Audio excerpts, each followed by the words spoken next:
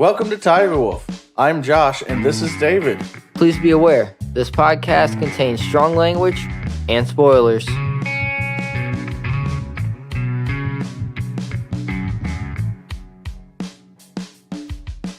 Disenchanted, like all great stories, begins with an elf.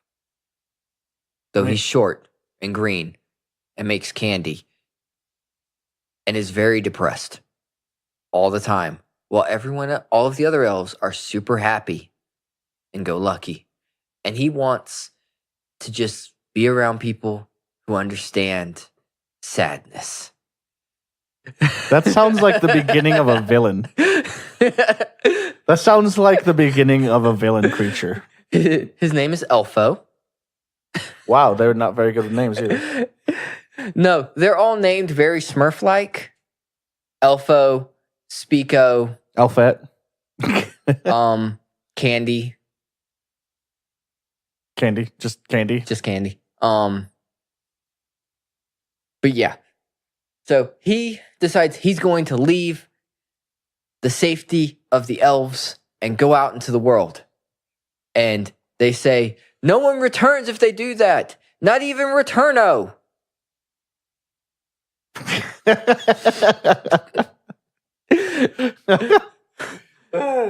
So he leaves anyway. And he's walking. And he comes across a group of lawn gnomes. And they're running. He's like, what's going on? And he looks over, and there's a group of Cyclopsi. And there's a war about to happen right in front of him. And he has no idea what's about to happen. Wow. That's intense. Flip over to the other main character. I can't remember the princess's name. So, Princess. You're bad at this. Yeah, I know. So, Princess, she is terrible at being a princess. Yeah? Yeah, she's barroom brawl kind of a person. Which is actually where she is. She's supposed to be getting ready for her wedding. She's at the tavern winning money.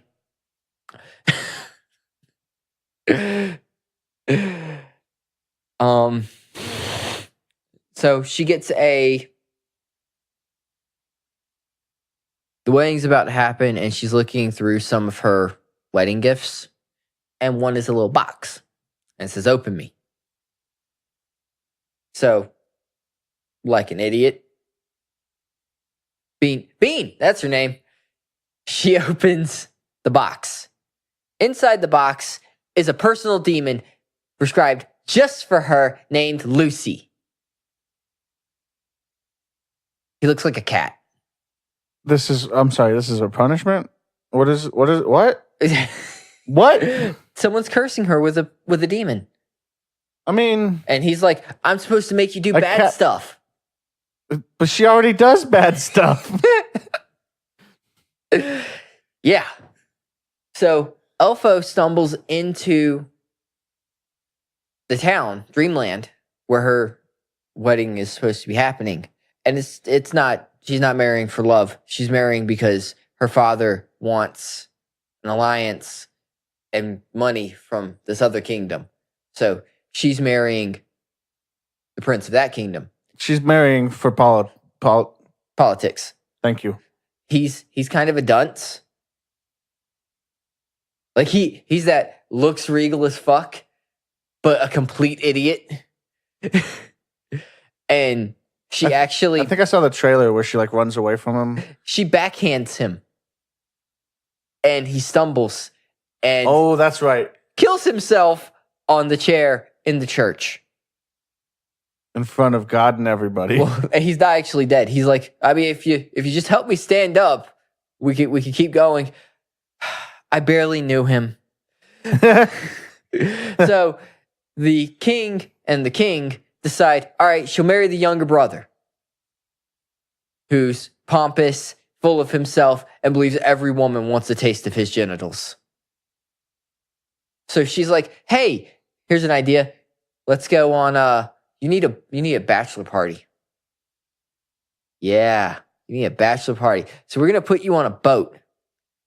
And they're going to take you out by Siren's Rock. All right, everybody. So they go on the boat. Everybody puts wax in their ears. He's supposed to be tied to the mast. So they just do what she wants to do? Yep. He's supposed to be tied to the mast like Odysseus. Yeah, and she chews the ropes because she has buck teeth. She chews the ropes to make them weak, so when he starts hearing the song, he's going to break free. Couldn't she just rub it with a knife a little bit? So the captain is like, now remember, the Siren's Rock is on the left. Walrus Rock is on the right. You do not want to screw that up. Okay. So Okay. her future husband gets free, jumps in the water, and swims to the right. To the Walrus Rock. Yes. And proceeds to have sex with 30 walruses. I don't like where this is going. Is this how we got to the movie Tusk? So they're like, well, we lost him. I guess we should go back. So the boat turns around and they're like, what's that over there? Oh, that looks like a Blarg attack vessel. Oh, no. And they decide they're going to attack the trolley where Bean and Lucy and Elfo and whatnot are. It starts to go down. Her perceived dead second fiance shows up riding walruses and destroys the ship. I guess he did want to mess that up. And Lucy looks at her and goes, just what you always wanted. A husband who's had sexual relations with 30 walruses. What? That doesn't even make sense. He's just being an ass. So they go back to town. She's like, you know what? I'm just going to run away. So they try to run away. It doesn't work. Doesn't work. They get dragged back.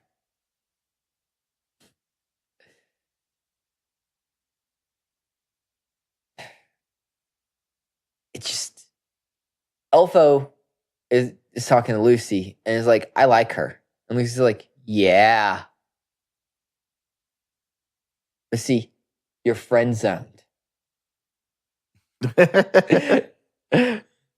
Which Bean confirms when she's like, okay, so let's go to sleep when they're out in the woods. She's like, Elfo, you can sleep down here. I call it the friend zone. Damn. She's straight up, this is like your friend zone. So, a couple other things happen. They start to believe that she's possessed by a demon. The king and his court jester, court wizard, and I don't know what the other guy is. I'm gonna say aid to the king? I mean, political aid kind of thing? Potentially. So they start to think she's possessed by a demon. So they try to do everything conceivable to get her free of the demon. Well, nothing works. So they call in an exorcist, whose way of capturing the demon is lighting the bed Bean is tied to on fire to drive the demon out of her. That demon's like fire. Lucy sticks his head out of her mouth and is like, you realize I'm from hell, right? Do not make me the good guy in the scenario. So Lucy comes out of her mouth, puts the fire out, and the exorcist bottles him. I mean, it worked, right? It worked. And he's like, and Lucy's like, I want my lawyer, as he's putting Lucy into the case. And his lawyer goes, I'm right here. Don't say a word.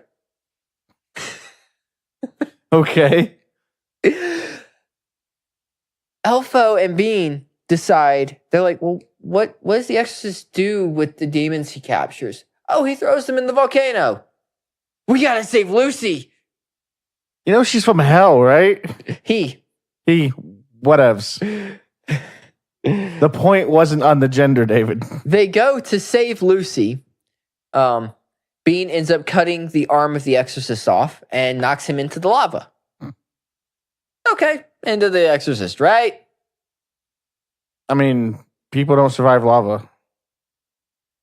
God protect them. I guess he comes back without an arm. Well, he comes back with a wooden mechanical arm.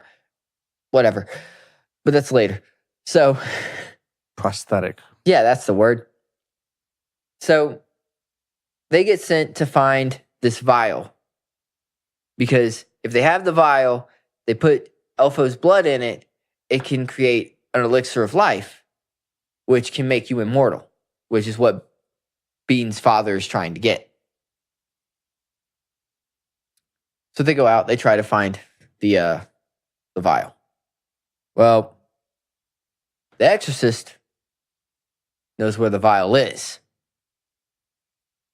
So he captures Bean and Elfo, or Bean and Lucy and Elfo, and takes them. Because apparently Elfo beeps like a mine detector when he's near the vial. All elves do. So, yeah, that's a thing, I guess. Okay. The people who cursed Bean with Lucy send an assassin to stop the exorcist from getting the vial so that Bean can get the vial. Okay. Bean succeeds at getting the vial. Well, they prick Elfo, they put the blood in, doesn't do anything. Elfo's like, I'm an elf, why is it not working? Maybe because he's a sad elf? He's half elf. Half something Hold on. You described them as dainty creatures earlier, right? Yes. Okay. Just wanted to confirm. Yeah. So they go back to the elves, and Bean accidentally bloodies one of their noses, trying to apologize to him. He makes a comment, and she turns, and her bag hits him. And she turns back, she's like, I'm so sorry. And she hits him as she turns back. He's like, stop apologizing to me and just go inside.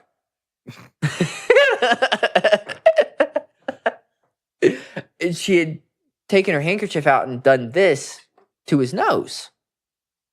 Not thinking about it, she puts the handkerchief back. The knights show up after her and are planning to massacre the elves to get the blood they need. Mind you, they only need a drop of blood. But they're going to kill all of them To get that drop of to get that drop of blood. Elfo finds out from his dad that he's half elf, half. And as he's opening the picture that he's supposed to, that his dad's like, oh, just see for yourself. He starts to open the picture. He gets knocked over. The picture falls into the water and dissolves. It's old parchment paper. You never know what's going to happen. So you don't know what Elfo is half of besides elf. So they go back. Some other things occur, and Elfo ends up getting killed because of her father. Of Bean's father? Yes. So Bean and her dad have a falling out, and he finally explains why he was trying to get the elixir of life. It wasn't for him. It was to save her mom because she had been turned to stone. Okay. Before the events of the show. Yeah. And so she's standing there in the crypt, Elfo laying on the ground in front of the statue of her mom, and she realizes she has a drop of elf's blood. Yeah, she's got plenty of drops. So she dabs it into the thing, and it starts glowing, and she's holding it, and she looks at Elfo, who she's finally realized she actually loves at this point, because he's dead. And then she looks back at her mom. She looks at Elfo again, and she puts it around her mom's head, her mom's neck. So okay. She gets the. Couldn't she have done this with some more blood? She only had one drop on the handkerchief. Well, Elfo's right there. Elfo's blood didn't work. He's not full elf. Right. So she brings her mom back. Come to find out, the people who cursed her wanted her to bring her mom back because her mom is actually a villain. whose makes goal sense. was to destroy Dreamland. So she needs to get that vial back. Would that make her stone again? No, her mom takes her with her to go and teach her how to be a true queen. Sounds legit, man. Lucy gets kidnapped by the exorcist, who still isn't dead somehow. And Elfo is... This sounds absolutely ridiculous. And Elfo is just lost, and he rolls off. He rolls out of his glass case that they put him in, down the hill, and into the water of the river, which then proceeds to go off the edge of a cliff. He's already dead. Poor Elfo. So that's the entire first season recapped, pretty much. It was fun. It was stupid and fun, which is exactly what I wanted. Okay. I don't know what to say to that. That was an interesting. I might check out that show. I haven't actually watched it, so I'm what bringing are you something to the bringing table. For Ink in Motion.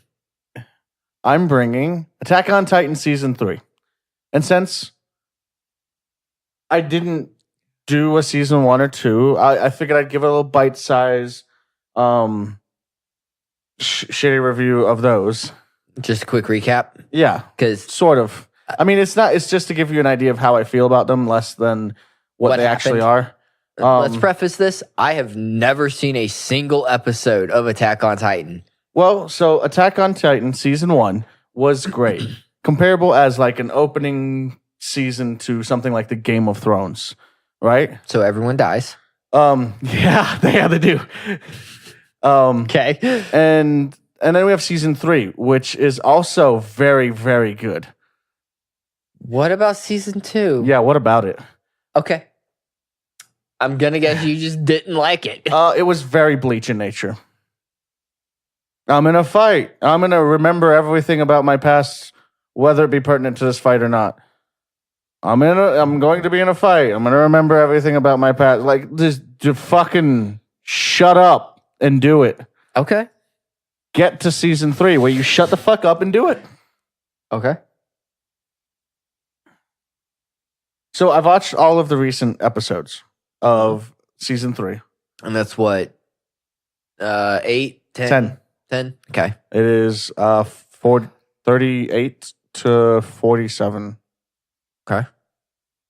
I believe. Of the whole season. Yeah. Series, I mean. But anyway, it starts off a little slow, formulaic. I don't mind formulaic as long as the execution's good. And the execution's pretty fucking good. Okay. I mean, the first episode, 2 episodes, kind of they're getting into it. You know what I mean? Yeah. They're starting to run. They still have leakage of season 2. Okay. I mean, don't get me wrong. There's some things in season 2 that were good. Some things in season 2 that were good. Okay. The end was good. Like the last 3 episodes were pretty good in a lot of different ways. But a lot of the beginning half of the season was just not build up. Interesting. Not even really build up. Like so much as we need to pass time, so we're gonna have to show you in some way how time is passing, and also reveal that this other person is also an intelligent Titan. Okay. Which that was build up. Like revealing that about her played a big part in the end of season 2. Okay. What's the difference between an intelligent Titan and a regular Titan? So is there a difference? Yes. Regular Titans eat people. Intelligent Titans think. Okay. Do they still eat people? Yes. Okay. So the difference is they have cognitive ability. Yes. They can direct their attack. They can make conscious decision. They can willfully remove themselves from the Titan. So it's a creepy, fleshy Gundam. The armored one definitely is. Okay. So the one part of the end of season 2, I wasn't really going to talk about season 2, but okay. Was Aaron was fighting. Aaron. I keep getting his name and Armin's name mixed up. was fighting the Armored Titan while the Colossal Titan was on the top of the wall, outputting steam so that the scouts couldn't hit him. Mm-hmm. Now, they have abilities. And if a non-intelligent Titan eats an intelligent Titan, they become an intelligent Titan with those abilities. If an intelligent Titan eats another intelligent Titan, they gain those abilities. Do they retain their previous ability? Yes. Okay. I wasn't sure if it was like an override thing. They've not actually shown that happen, an intelligent Titan eating another one, until probably the end of season 3, where that it's hard to tell whether that's what was going on or not. Okay. To gain abilities, technically, but Aaron's been eaten before. And that's how he woke up to his Titan abilities. He woke up in the belly of a regular Titan. Oh, fun. Yeah. Yeah. So there's that. Okay. At the end of season 3, he finds out a little bit more about how he became a Titan, or he remembers by force a little bit more. Anyway, we'll get to that probably. I've only got a few minutes left here. Anyway, so my favorite things of season 3 were, one is like episode 2 or 3. Mm-hmm. Was Levi murdering people among the streets of the city. Okay. Honestly, like, part of the reason I loved it so much was because they had established long-windedly and consistently and strongly that the ODS gear is used for Titans. That the scouts don't really fight and kill anything besides Titans. Okay. And then we have another type of ODS gear being used by what you later learn is the anti-personnel squad to kill the scouts. And Levi immediately and fluidly and beautifully destroys them when they're coming after him. And I say that, but he did get like winged on a couple shots. One of the moments is Kenny Ackerman, the leader of the anti-personnel squad, also the person who raised Levi, chases him into a bar, which he jumps immediately over the bar so that he was hiding behind the wood because he's fighting with swords, people who use guns. Yeah.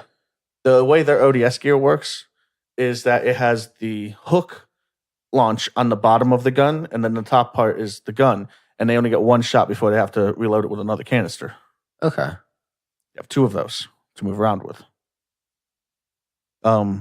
That's kind of important with what happens at Henji at the end, but and why the Scouts gear is kind of better because they can swing their swords and shoot their ODS gear at different angles. Yeah. It was just it's this kind of like awesome moment where like he's hiding behind this bar and Kenny's like, Levi, I thought you were in here, and Levi's immediately like, yeah, I'm here. He's like, oh, you're hiding behind the bar. And then there's like, kind of like some chit chat of basically, just come out so I can kill you. Right, basically is what it boils down to. And I'd rather and then not. He blasts the liquor to try to, I guess, intimidate Levi, or which he should know better than to try to intimidate Levi. It's not going to work. Yeah, I think the only thing that can intimidate Levi is his own battle prowess. I'm sorry, I'm a huge Levi fan, so he reminds me so much of Wolfwood in a lot of ways, and I think that was what has to do with the reason. Yeah, what it has to do with. But so what he does is he throws a chair at Kenny, who shoots it, but the blast back from that, I think, throws him out the bar. I'm remembering this having watched like 10 episodes right in a row, so yeah, it's a little blurry. And then he throws a chair out the window, which the guy who's watching for him to jump out, sees motion, shoots it, and then he's like, "Oh, it's a chair!" And then boom, he comes out, and that guy is not much alive very often after that. Like, it's just murdered. Yeah, he comes out looking right where he knew the guy would be. Like, Levi's clearly fought people before. Yeah. Which is interesting because of what I just said a little while ago about Scouts. Yeah. I'm gonna go with the kind of quick and dirty on this. Right. So there are basically three important bloodlines. There's the King's bloodline, the Ackermans, and another one I don't think they actually state. They haven't named yet. Yeah. People we know who have these bloodlines. Kenny Ackerman is an Ackerman bloodline. What this means is that the King's bloodline of powers don't work on him. Also means that he gets physical surges in his prowess. Okay. Mikasa reveals that her father was an Ackerman, and apparently her mother was one of the other bloodlines. So she's very much immune because the two bloodlines that aren't the King's bloodline can't be affected by the King's power of memory loss. Okay. So she's very much somebody who can remember things. And Levi finds out that he is Kenny's nephew at the very end of the one of the most recent episodes. Okay, so not the very most recent one, but would that make him an Ackerman also? Yes, assumptively. It does, definitely does. Okay. And that's why he is so good at fighting. That and he was raised by Kenny. Yeah, literally murdering people in the streets. Okay. Yep. So going back to the fighting in that, like amongst the people, it was very distinct. Like the scouts were clearly not comfortable with the situation, but at the same time, they were in that situation. They had to do something. Yeah. I think the only scout that actually killed anybody in that situation was the one person you would not expect to have done it, and that is Armin. He's very much the kind of nerd strategist character who, best friends with Eren growing up, yada, yada, yada. He shot somebody in the head. Okay. Because she was going to shoot Jean, one of their other squad mates. And she hesitated. So Armin got the shot off in time. Which actually made him feel much worse about the situation, is that she hesitated. The first thing out of his mouth when Jean tells him that is, cool. That means she was probably a good person and I am a bad person. It's pretty much what it is. That's kind of an extreme way to look at it. Well, I mean, that's the way they look like. It's kind of, they're kind of naive in that sense because they haven't really had to fight other humans. Yeah. And naive isn't even necessarily the right word. Like, I think that's just kind of pure about it. But the Levi, when they're having this conversation and Armin is like in this wallowing in self-pity mode, Levi's basically like, look, yes, you're a murderer. If you hadn't been a murderer, Jean would be murdered. And he's like, fucking deal with it.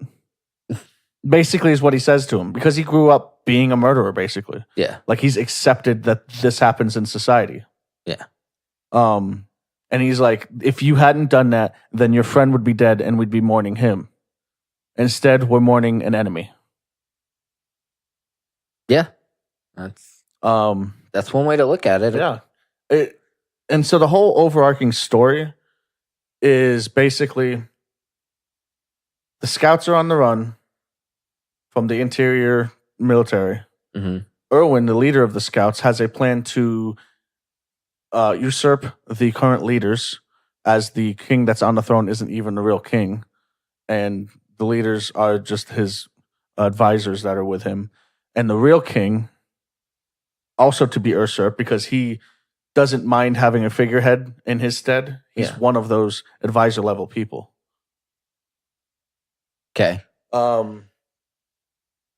It works. All of basically, the power, none of the responsibility. They prove that these people are only interested in saving themselves, which goes against one of the edicts, which means that they all get to get executed.